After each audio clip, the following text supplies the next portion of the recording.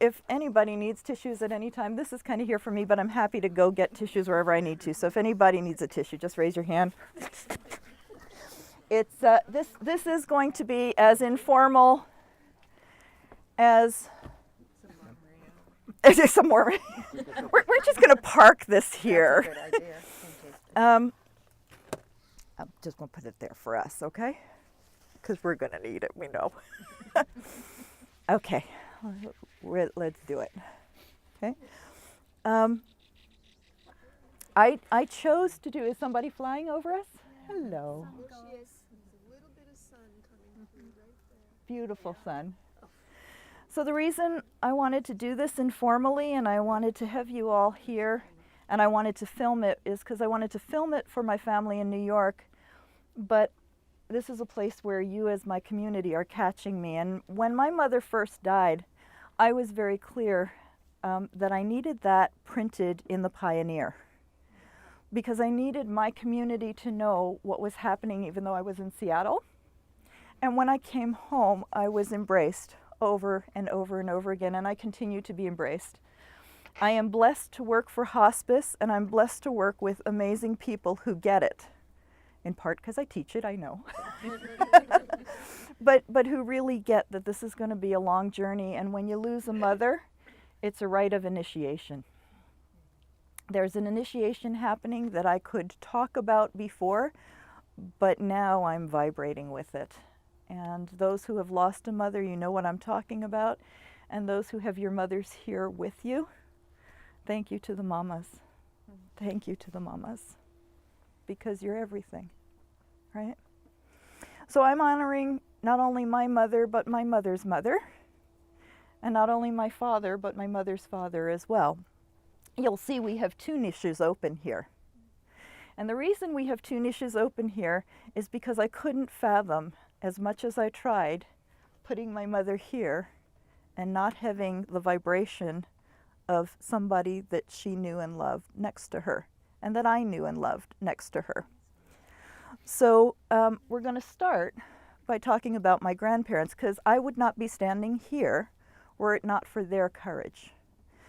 And so for those of you who have not had a chance to see the pictures, these are pictures that are going to be put into the vault, but I'll kind of circulate them around while I'm talking about them. Just make sure 3 get back to me, okay? That would be good. So my grandparents, when I was thinking what would I say about my grandparents 40 years after my grandmother's death and 40 some years, hang on, 43 years after my grandfather's death, what would I say about these people who shaped my life in many ways? Because I was fortunate enough to have lived with them. From the time of my birth, they lived with us, back in the generation where that happened. And what I know to be true is that they had a curiosity, they had a courage, and they had a commitment that has landed their granddaughter here on the shores of Lake Windermere in the arms of you beautiful people. Hallelujah. Hallelujah is right. Hallelujah.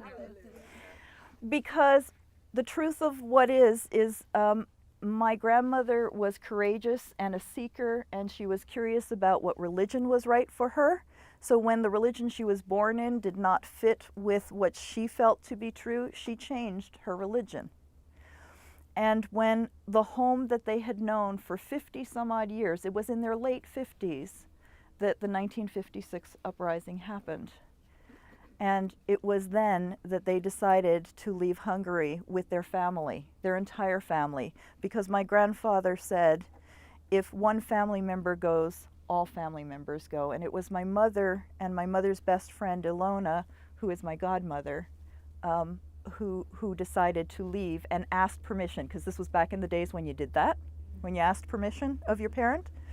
And so they asked permission, and the answer came back, if one of us goes, all of us go.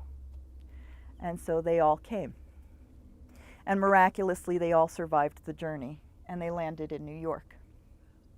So to have the courage in the late 50s to leave everything that you know, including the country of the language that you speak, for lands you don't know, to adventures you have no idea of. For the next generation, it is a gift that they have given every generation that follows.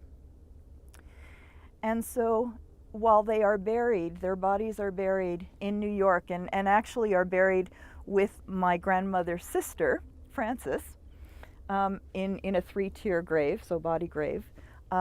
You'll see that their plaque actually says, buried at the gates of heaven in New York, which is in Valhalla, New York, remembered in radium. Because I wanted to make sure to honor them that way. And I wanted future generations who might find me here, because that'll be my vault. Okay. This will be my godparents' vault. My godfather died last October, and so I'm bringing his ashes back from New York.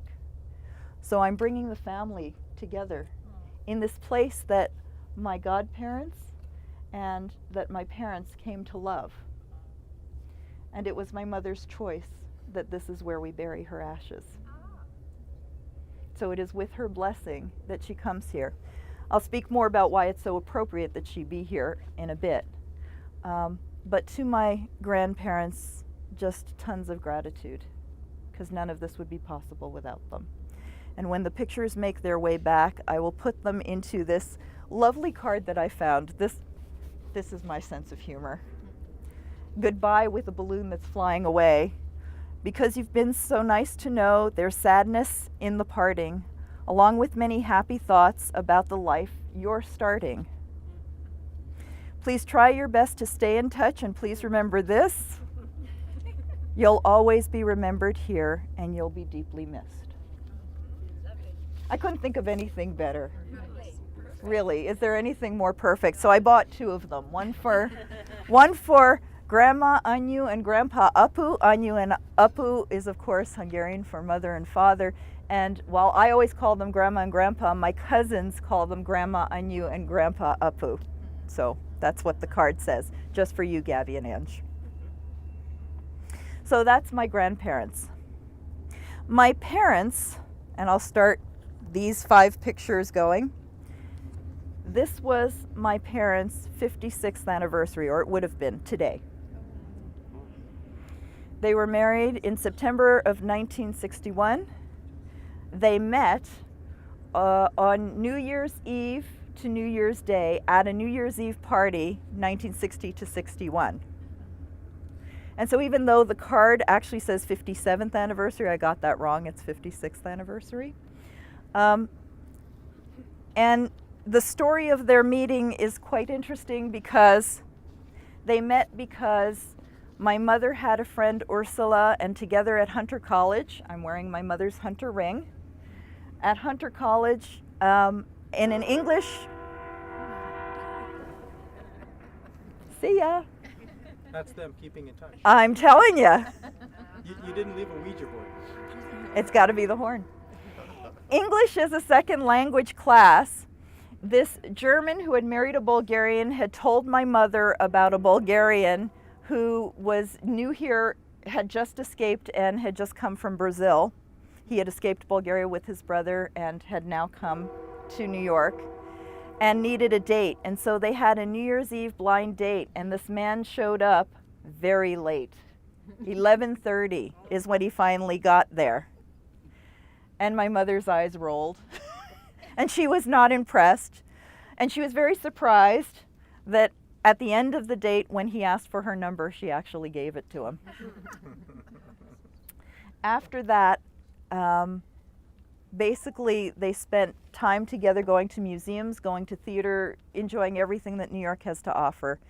And by September 8th, they got married. Why September 8th? Because it's a month after my mother's birthday, so she would never forget the date.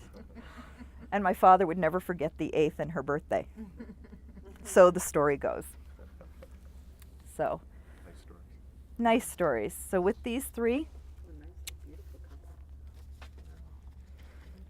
I'm going to put these in here.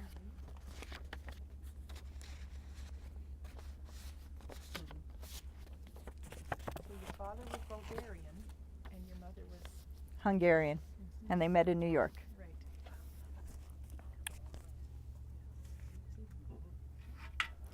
they never spoke each other's language. English was their only language in common.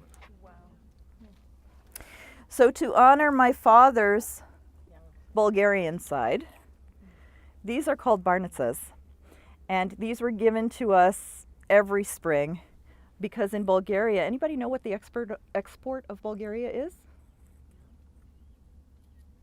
Rose water.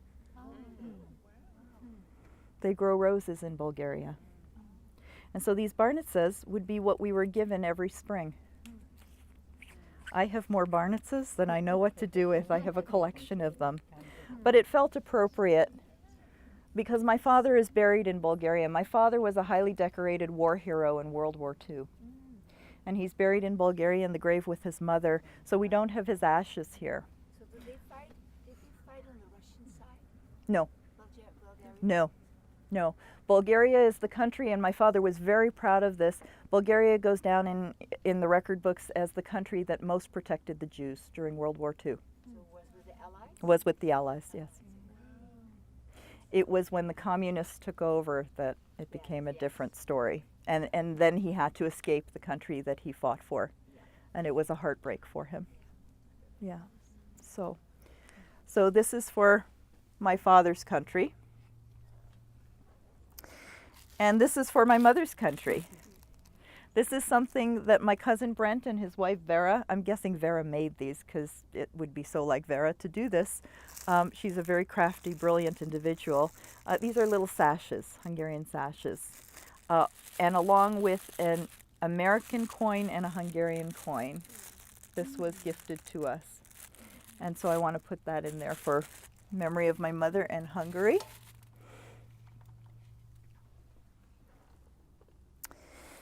And my father, as I said, was a highly decorated war hero. We have his decorations elsewhere. But I decided that one day I needed to, for U.S. Thanksgiving, because I always went home for U.S. Thanksgiving, create some kind of honoring that he would understand that I was honoring him as a father and as a grandfather. And so I made this for him. And I pinned it on him on Thanksgiving when we went around the table saying what we're most thankful for. And it brought a tear to the old man's eyes. So when I found it in my mother's precious things, I felt the need to bring that as the representative of my father. Put that in there. The representative of my mother, well, there's nothing to represent my mother other than my mother. It always was thus, it always will be thus, let's just face it. She is who she is, and she was who she was. My mother, I was thinking about what would I say about my mother here, because I've been saying things about her, you know, throughout the honoring services. But this is the 56th anniversary of her wedding, and on her wedding day, she had to go pick up the cake from the bakery herself. To hear her tell this story is to know my mother inside out, because my mother tells the story like this. You should have seen these women in the bakery. I don't know what was wrong with them. They felt so sorry for the poor girl who had to pick up her own wedding cake. And she'd shake her head and she'd say, I got to have a cake and I got to get married. What was there to be sorry for me for? Those of you who knew my mother know just how much like my mother that is. In the cards, I put a couple of things, but the one that speaks to me most about my mother is November 22nd, 1958. So we're going to be celebrating her in New York on November 22nd in 2017. So on the anniversary of her writing these words, my mother was not religious at all. And so to say the Serenity Prayer and start it with God grant me would be an impossibility for my mother. But the Serenity Prayer, when my parents and my grandparents first heard that prayer in the States, it struck them very deeply and profoundly. And it occurred to me that part of the reason for that is, while it is known as kind of the anthem for addiction, it can also be the anthem for those who have escaped their homeland. God grant me the serenity to accept the things I cannot change, the courage to change the things I can, and the wisdom to know the difference. If that's not an anthem for a refugee, I really don't know what would be. My mother's way of looking at it: strength to take what comes and be changed, courage to change what is changeable, and sense enough to know the difference. Good. That's my mother. Good translation. Very good. That's my mother. Direct, exactly right. Exactly right. Life is not a problem to be solved, it's a mystery to be lived.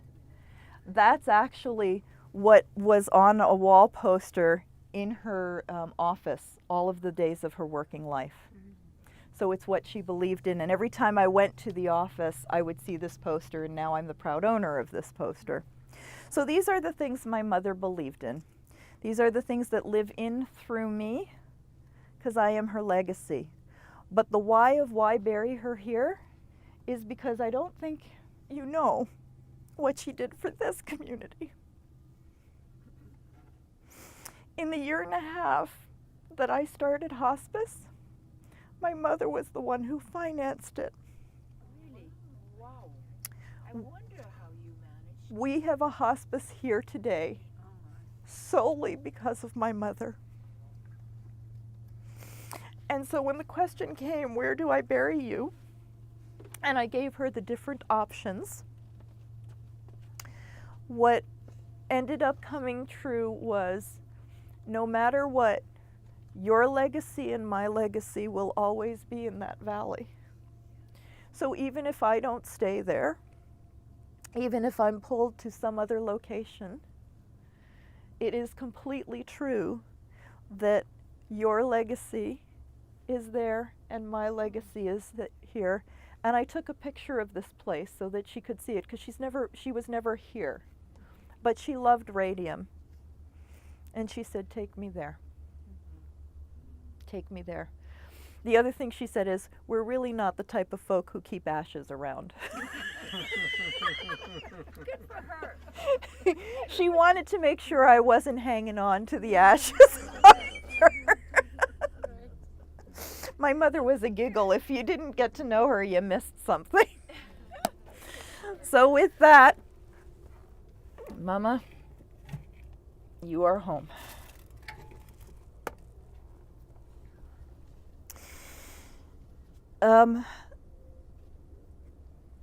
My mother and my father were very courageous because they allowed me to stay in Calgary. They allowed me to come to Calgary, much less stay in Calgary, in 1988, when they had never been west of Montreal and Toronto. Actually, Toronto was the farthest west they had ever been visiting friends. And if you had seen Maria's car, you know how courageous that was to let her leave New York in that rattle trap. It was a relatively new Dodge Omni. What are you talking? So Richard is saying this because he knew me in 1988. And his lovely mother knew me in 1988. Because the first friend I made in 1988 was Christine Schlosser-Louis.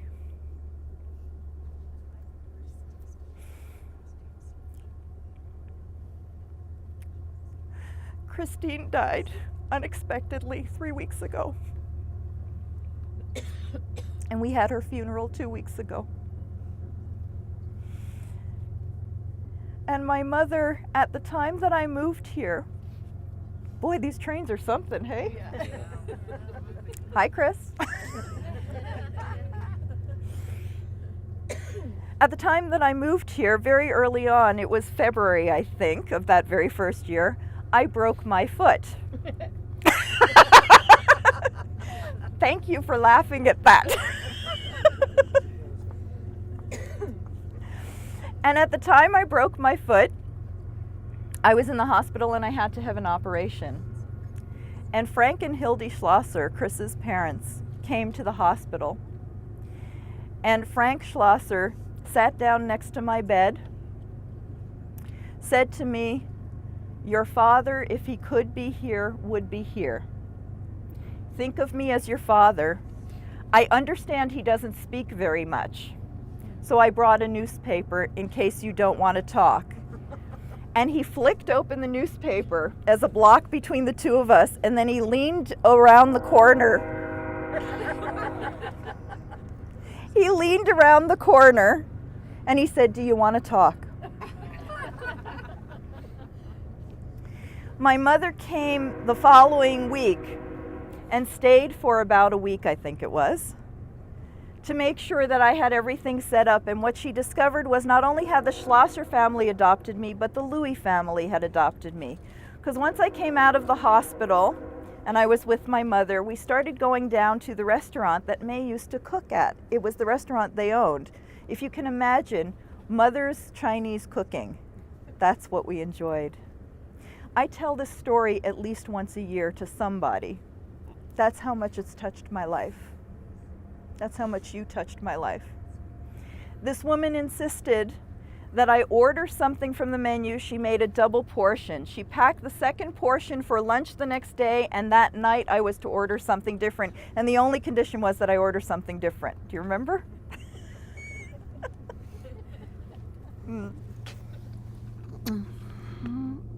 I love you. My mother knew I was in good hands. My mother knew that between you and David and Hildy and Frank, I was taken care of. And they never worried about me again. And my father's words to me, his first visit to Canada was, "Don't ever come home." Isn't that what you want your father to say to you? Don't ever come home. But he followed that up by saying, "You found paradise. Don't ever come home. You found paradise," because he hated New York. This is where he wanted to be. Right? So this is a way of bringing him home too. Thank you, sweetheart. 1, 2, 3, 4, 5. Did they grow up rural where they were born? Were they rural? My mother grew up in Budapest, so the largest city in Hungary. My father grew up in Plovdiv, a little town in Bulgaria. It speaks to him. He grew up on an orchard. When the communists came along, they cut down the peach trees of the orchard. Yeah. Yeah, it's and so the mountains and the land meant the world to him because he also lived in a very mountainous region. Yeah, exactly. So, and back then you could see, it's kind of funny with all the smoke in the air from the fires right now, but back then you could see forever from Calgary, and he fell in love. He just fell in love. So the most remarkable thing I've discovered about my mother and my father is that I actually have nothing left to say to them because nothing has been left unsaid. Right? How lucky am I? Exactly right. Exactly right. So I will read this card to you and what I wrote to them around that. I will also light this. Now, we cannot light anything because of the fire ban, so we've got a little battery operated hoo-ha.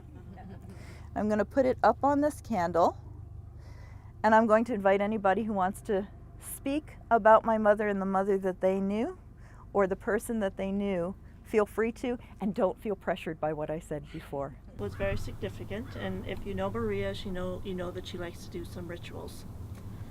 When her mom passed away, she had gone for a walk in Seattle in a park, and I don't know the name of it. And as she was walking with a friend that she had met there, this nice big white butterfly interrupted her walk continuously, as far as I remember. And that to her became the significance that that's Mom walking with her in the park. Now the white butterfly has become very significant because every time she turns around there's another white butterfly. So we're going to say that the white butterfly is Mom's spirit.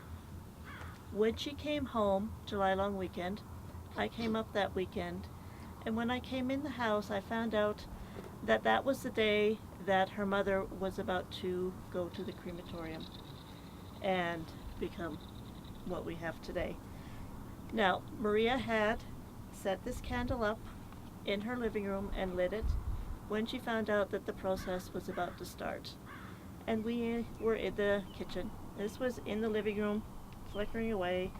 and we were playing the transformation game.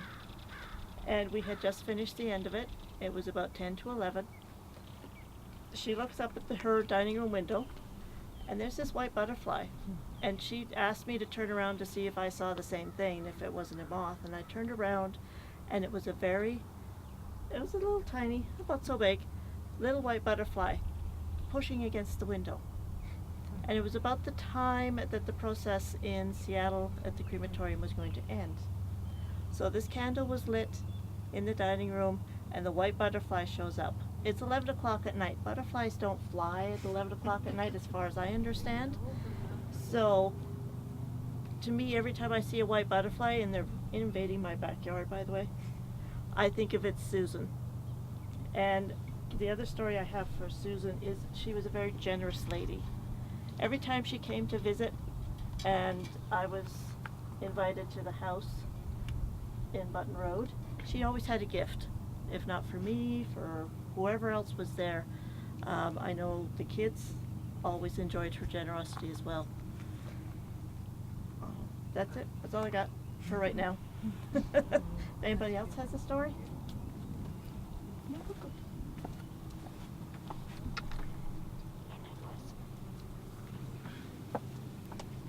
Well, when I first got to meet Susan, probably was at your ceremony at the Center for Positive Living. And as quiet and unobtrusive as Susan is, you recognize immediately that you are in such a presence of strength, of serenity, and she was always one who could get you to talk. She was amazing at taking this pose in any chair she Hold was that sitting for a in. second. Oh, don't you dare. Hold that.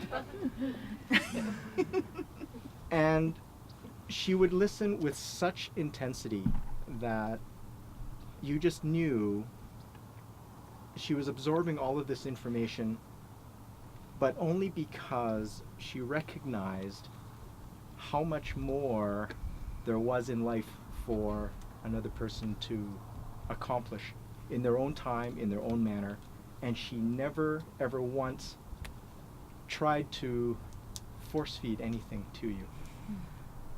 But her favorite topic of conversation was this incredible woman here. She was so very proud of you every moment, and for good reason. And we see that here today. She would be very proud of you. And thank you for honoring her in the way that I know that she would have appreciated more than you could ever know. Thank you.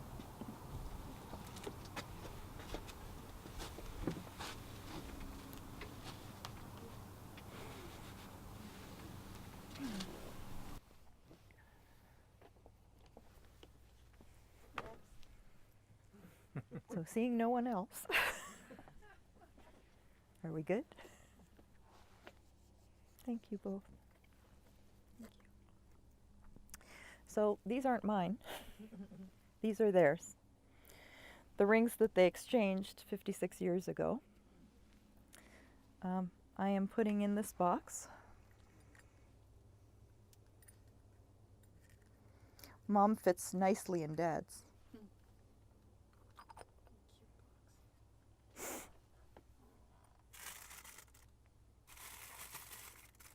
we go. So, with the pictures complete in here, how blessed are we was a phrase that came to me about a week ago. For Chris's funeral, prior to, I wrote a poem for her, and it came very naturally.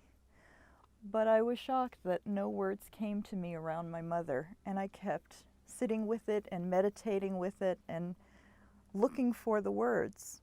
And the only words that came were, how blessed were we, until the rest of it came. Dearest Mom and Dad, How blessed we are. Nothing left unsaid. Nothing left undone. Dovizhdenet, Dad, which is a Bulgarian blessing. It's what I said at the time we buried his ashes. And Yoetzakat, Mom. At her bedside, I sang a Hungarian lullaby that she always used to sing to me, and Yoetzakat means sleep well. Kicsi lányom kész az ágyacskát, a feljött rég és a hóvirág, nagyon jól nézd az ágyacskát, nagyon zsuzsi jól éjszakát. I love you both more than words can say. Moki. The nickname they gave me.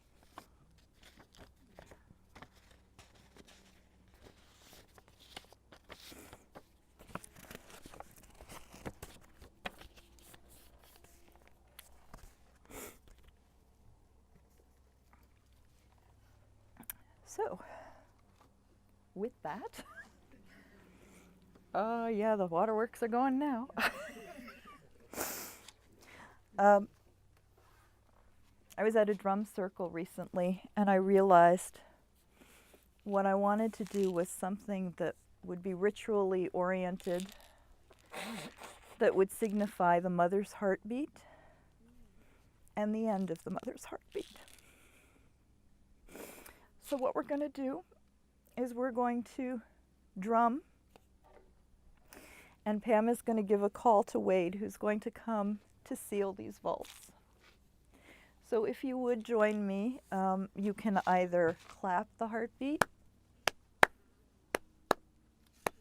If you have your drum, you're more than welcome to drum along. I do have some rattles here. If anybody wants a rattle, let me know. That's for you. I see hands.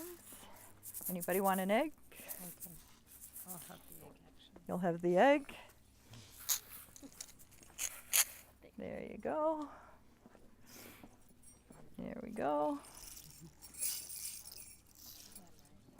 There we go. All right. The hands work really well as well. Okay. Go ahead, Pam. So are we ready? Mm-hmm. So I just invite you to think about your mothers or mothers' mothers or anybody who's close to your heart.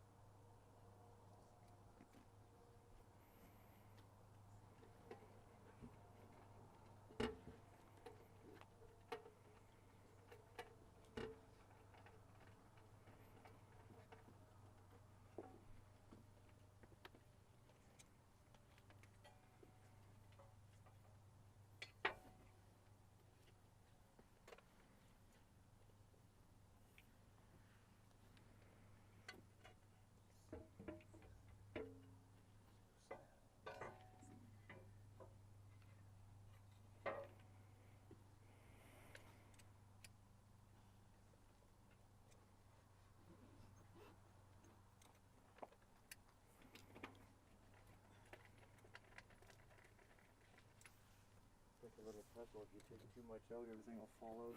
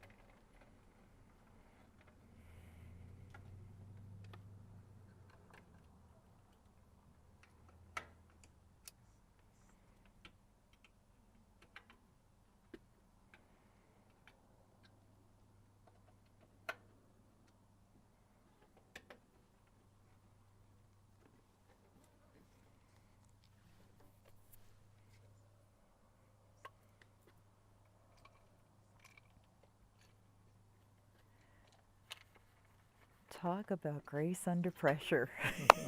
Thank you. I'll better take these out of your fry. Thank you. That was a beautiful job.